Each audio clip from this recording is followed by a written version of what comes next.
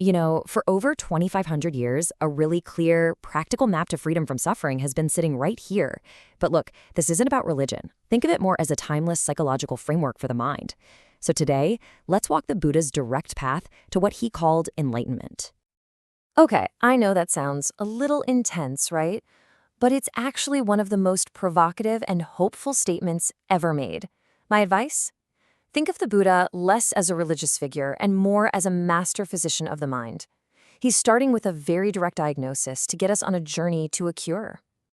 And just like any good doctor, the very first step is a clear, totally honest diagnosis of the problem. What exactly is the fundamental issue that we're all trying to solve here? Well, the diagnosis is a condition called dukkha, and it's so important to get this. This is not about being a pessimist. It's just a realistic observation. We lose people and things we love. We have to deal with situations we don't like, and we desperately try to cling to happy moments that, by their very nature just can't last. That background hum of friction, that is dukkha. So, the Buddha laid out his findings in what you can almost think of as a clear, four-part diagnostic report. First, he identifies the symptom, dukkha. Got it. Second, he finds the root cause, craving. Okay. Third, and this is the good news, he confirms that a complete cure is possible. And finally, he outlines the specific treatment plan. It's a perfectly logical, step-by-step process. All right, so how do we get from the diagnosis to the prescription? Now that we understand the problem, what's the actual actionable treatment plan? What do we do? The prescription is called the Noble Eightfold Path. And I know, 8 steps might sound like a lot, but they're brilliantly organized into 3 core areas of training. Think of them like 3 pillars: how we see the world, how we act in it, and how we train our own minds. It makes the whole system feel much more manageable. The first training, wisdom, is the foundation for everything else. Right view isn't about just believing something. It's about seeing things as they actually are, constantly changing, totally interconnected. And from that clear way of seeing, right intention just naturally follows. That conscious choice to act from a place of kindness and, well, to do no harm. The second training, ethical conduct, takes that inner intention and puts it into practice out in the real world. So here's the crucial point. Our speech, our actions, even how we make a living, they're all part of the training. They are the external expression of what we're cultivating inside. And the third training is mental discipline. This is the direct work we do inside our own heads. It means actively encouraging positive states of mind, paying attention with moment-to-moment awareness, and really unifying the mind through focused concentration. You see?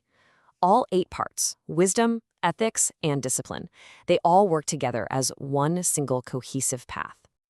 Okay, so we've got the diagnosis and we got the prescription. But what's the actual outcome? What is this freedom from suffering, this liberation? What does it actually look and feel like when the treatment really works? To get the cure, we first have to see the mechanics of the disease. The Buddha described it as a chain reaction. It all kicks off with ignorance, basically not seeing reality clearly. This ignorance leads to craving, which then leads to clinging, and that whole process inevitably results in suffering.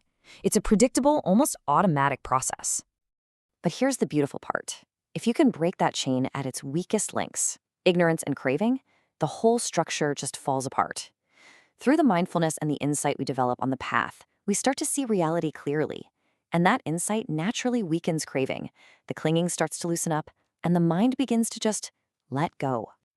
The result of this is a word you've probably heard, nirvana. But man, is it misunderstood. Nirvana is not a physical place like heaven, and it's definitely not about ceasing to exist. It is the highest possible peace, a state where those inner fires of greed, hatred, and confusion have been completely put out. It's the unbinding of the mind. And you know what? This doesn't have to be some big, scary, all-or-nothing event.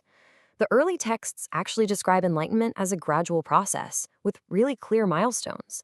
From the stream enterer, who gets that first glimpse and is guaranteed to reach the goal, all the way to the arahant, who achieves full and total freedom. It's an unfolding, not a single flash of lightning.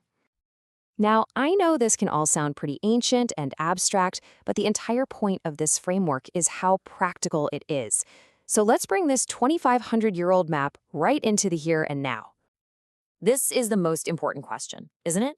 How can you or me or anyone actually start this journey right now in the middle of our modern chaotic lives? Well, the path begins with simple, powerful, and totally accessible steps. It starts with cultivating generosity, living ethically, just bringing a little mindfulness into small moments of your day. It continues with a dedicated meditation practice, really thinking about the nature of change, and crucially, surrounding yourself with good spiritual friends who support you on your journey. Anyone can start right here. Ultimately, this whole journey isn't about becoming some new person, but about letting go of all the stuff that obscures our own natural clarity. So, the final thought is this: the path isn't a destination you have to reach, but a way of walking.